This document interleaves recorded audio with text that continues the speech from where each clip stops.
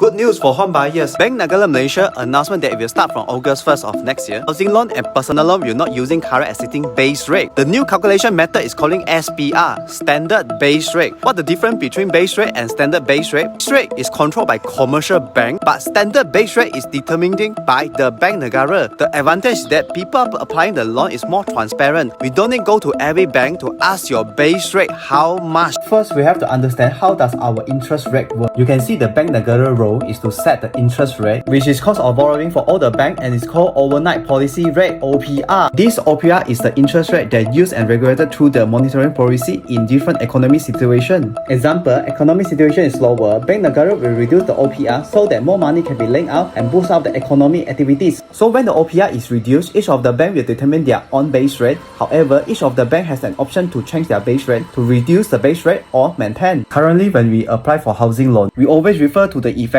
lending rate, which is sum of the base rate set by the banks and also plus the loan spread rate. Example, I got the 2.5% base rate from the bank A and the bank B giving me 2.6% base rate. According to my profile, in bank A I got 0.8%, in bank B I got 0.4%. That gave me my current bank A will be 3.3% interest rate and bank B will be 3% interest rate. What is different for standard base rate SBR? The difference is our effective lending rate is based on SBR plus loan spread rate, and which means all the bank no longer able to set their own base rate. Example, the OPR is 1.5%, the bank A is offer 1.5% in spread rate and bank B is offer 2% in spread rate. The effective lending rate bank A is 3% and bank B is 3.5%, slightly higher. You can see the SBR are the same but have a higher loan spread rate. Starting next year, 2020 August, this new system is to promote more transparency, and for loan taker it's more easy to make decision. Any question? Comment and let me know.